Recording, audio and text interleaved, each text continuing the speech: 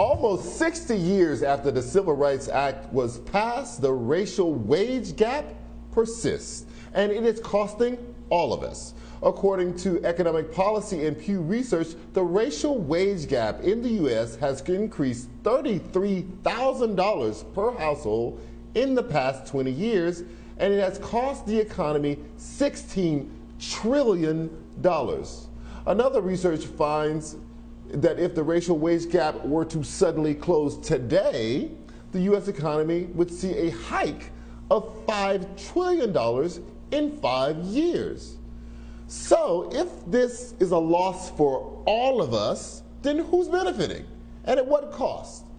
Earlier, I had the opportunity to speak with Heather Mcghee, the author of the book, The Sum of Us, who travel around the country to find out how racism hurts everyone and not just people of color. Take a listen. Heather, thank you so much for joining me today. Your book is fascinating. I think I've read it twice now. You use this, the book is generally about how racist policies or racism in policy making actually hurts everyone in America, not just the targets of that racism. You use this amazing illustration in the book more than once of the filling in of a pool or draining of a pool as a way, that people with racist instincts and policy objectives took away a public service that was serving everyone just to spite black people or to not allow black people to swim alongside white people. Explain what how the impact of that and how that resonates throughout the writing of the book. Yeah, in The Sum of Us, I wanted to look at the often hidden costs of racism to us all and how racism in our politics and our policy making is so distorting of our proper public policy responses in an economy that it ends up having costs for everyone. And so the central metaphor at the heart of the book is the story of the drained public pool. This country used to have nearly 2,000 generously funded grand resort-style pools that could hold thousands of swimmers, and they were often excluded, whites only, segregated, like so much of the rest of the social contract of the 1930s and 40s, from Social Security to the GI Bill to the massive expansion of housing and home ownership. And in towns across the country, and I'm always clear to note, not just in the Jim Crow segregated South, but in places like New Jersey and Washington State and Maryland, you had towns faced with desegregation orders that instead drained their public pools. And of course, that meant that white communities lost out and citizens lost out, as well as black and brown. And I used the story of the drained pool to help explain what happened to the country that had invented the great American middle class and the idea of the American dream through generous public investments and protections, turned their backs on that formula after the civil rights movement to usher in the era we're in now of inequality, where 1% of the population owns more than the entire middle class. That has been brought to us by a series of policy choices that are really other ways of seeing that drained pool politics in action, shortchanging the things that we all need as families out of this anti-government sentiment that the right wing has peddled, often using racist tropes.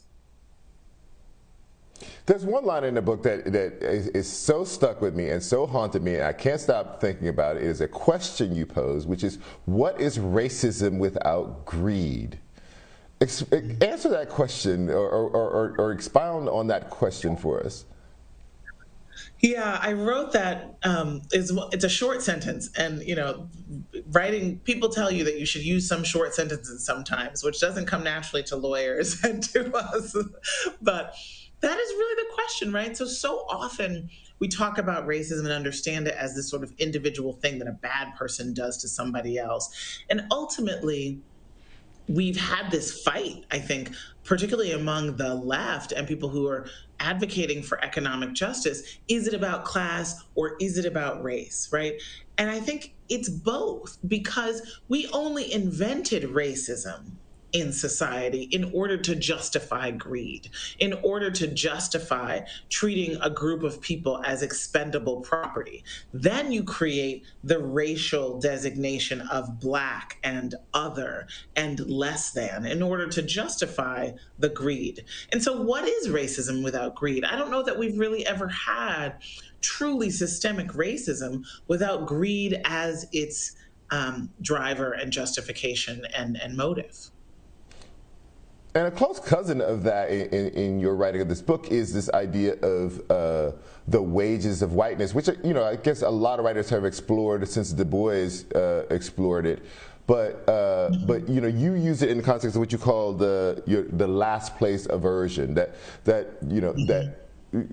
part of the greed, I may be expanding your metaphor beyond where it should go, but part of the greed is that there's something else to be attained that is valuable, which is whiteness, because America has made whiteness made whiteness a commodity. And as long as I can hold on to that separate and apart from other people, kind of ranked above them in the social hierarchy of all things, then I have something, even if I vote against policies that would help me otherwise economically. That's exactly right. So W.B. Du Bois talked about the psychological wages of whiteness, which the plantation and Southern oligarchy paid to poor white workers to keep them divided from poor black workers. And these were the ways of esteem, right? The psychological wages of being told that you are better than the lowest class of people, of black people, the psychological wage of being reflected in the halls of power. When I was talking with a number of workers in Mississippi about a failed union organizing drive, that's when that conversation came up. And one of the workers told me, the white guys, they think white folks are in charge, right? Because management's usually white. Then I'm in charge. It didn't matter if they were on the line doing backbreaking work, very little health care, no real pension, lower wages than their unionized factory counterparts. It was this sense of being reflected in the top of the social and economic hierarchy, even if you yourself don't have that money and that power. And that's really been the game, right? That's been the game of American politics from the beginning. And it really is a question for us now as a country, and specifically for white Americans, as they see cultural shifts, as they see the presence of more people of color in their neighborhoods and communities. Are they willing to share this country with their neighbors, or are they going to burn it down? And that has really been the question. Are we willing to swim together, or are white Americans going to want to drain the pool of public resources, including democracy itself? That was Heather Mcghee, author of The Sum of Us. We'll have more of my conversation with her when we come back. You're watching Prime on BNC. Welcome back. Here's more of my conversation with Heather Mcghee, author of The Sum of Us. That leads to your concept of a solidarity dividend. Explain what that means to you. So the zero sum, right, as you said at the beginning, this idea that progress for people of color has to come at white folks' expense. $1 more in my pocket must mean $1 less in a white person's pocket. That is what we see being sold by a narrow, self-interested elite through right-wing propaganda time and time again. But the flip side of that, I saw being rejected across the country, that zero sum. I saw the flip side as the solidarity dividend, which is people coming together across lines of race, recognizing that we have common problems that demand common solutions, and that when we're divided, we don't have the power to take on concentrated money in order to change the rules to make life better for everyone. And so it's the solidarity dividend that we can unlock, whether it's higher wages. The Fight for 15 pursued a solidarity dividend and won across the country. Still trying to find it in Washington, of course, but across the country, that was a solidarity dividend. Nearly $70 billion in wage increases, better funded schools, cleaner air. These are the kinds of solidarity dividends, and it requires multiracial cross-class organizing. Well, so I was very interested in this because you're in the book you illustrate one factory where you just outline where they felt like the white people were in charge, and basically if the unions were to succeed, that black people would do better, and that had to mean that white people were going to do worse, and therefore it was defeated, right? So, but you also counterbalance that with a later illustration of fast food workers where they just kind of saw past the racial barriers. But is there a difference there? Like, is there somewhere on the lower end of the income spectrum, a different mentality based on how low down that spectrum you go? Or are those just illustrations just happen to be different wage scale illustrations? Oh, it's a complicated question. I mean, I think that in general, the distinction I made between the organizing in Kansas City with the Fight for 15 and the organizing with the auto workers in Jackson, Mississippi, was that in terms of things we can control, the campaign at the auto plant talked about race in the old traditional way of talking about it. They harkened back to the civil rights movement. They said union rights are civil rights. They were basically trying to get black workers to agree, and then I guess trying to appeal to white workers' sense of wanting to be on the right side of history. It didn't work, whereas with the Fight for 15 campaign, they had to get a multiracial group together, just like did the auto workers. But those organizers said, you know what, white, black, and brown, we can be on the same side against the boss. In fact, racism, as Bridget, this white woman who worked at Wendy's, told me, is bad for white workers because it keeps us divided from our black and brown brothers and sisters, right? That's what she told me. So I think that in terms of the things we can control, it is about the story that we tell.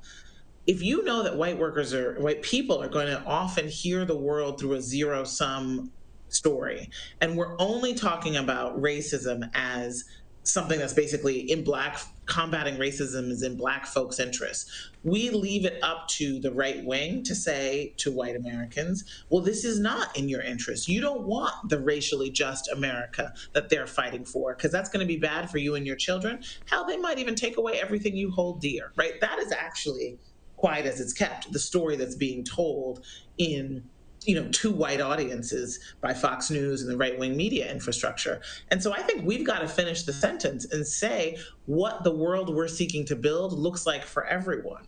We don't want to take away privilege by making white people afraid of the police, making white people's schools, poorly funded, right? We want everyone to be, free of fear and to have the education and the economic security that they deserve. You say yourself in the book that you are a natural optimist, and part of your optimism comes through in the book in what you call the destiny of diversity, that America is a rapidly changing country demographically, that you'll just get to a point eventually where this will be unsustainable, and that, as you say, we taught ourselves this racial worldview, and we can unteach ourselves that racial worldview. You seem to have a lot more optimism than I have around this. Where does that optimism come from? I think it comes from a desire to see that everything we believe comes from a story that we've been told. And so I think it's fully within our power, just as it was within our power to create this mess. It's fully within our power to change the narrative, to topple the forces that have been selling us bad stories and putting us at odds with one another. And I don't take it for granted, this idea that there's sort of some kind of naturally divided community here in the United States. The more I researched for The Sum of Us, the more it was clear to me that it's only ever truly been a narrow, self-interested elite that has totally profited from the racist system. Now, that's not to say that the creation of the white middle class wasn't a massive boon to white Americans, but the counterfactual of that, that period of great expansion of the American dream of the New Deal era of 30s and 40s and 50s, it would have been just as good, if not better, if it had included the 10% of Americans who were Black Americans back then. And in fact, the racial economic divides are costing the country trillions of dollars every year. So it's an optimism that I think comes from my background in economics and just knowing that right now the economic benefit of the racial bargain for white folks is getting smaller and smaller. When you have 40% of adult workers being paid too little to meet their basic needs, as was the case before the pandemic, it just feels like the wages of whiteness are not enough, right? It just feels like we have gotten to a place where this system of the drained pool, we're all living in the bottom of a drained pool, while the very wealthy are making more money in the pandemic than they did before, right? So it just feels like just as racism doesn't exist without greed, right? What is racism without greed? I just wonder if there are so few people who now have an economic interest in the status quo that it exists. And you see that in the fact that 60 to 70% of Americans support the Biden agenda, which is really refilling the pool of public goods, universal child care, more subsidies for healthcare, paid family leave, massive jobs programs. That's the kind of thinking that built this country's economic success. And the goal is to do it with everybody in the pool this time. Well, Heather Mcghee, I'm just going to do my best to tap into your optimism and your economics and your data, and I'm going to tune out a little bit of what my brain is telling me about America. But anyway, thank you so much for this is an amazing book, and much success. Thank you so much, Charles.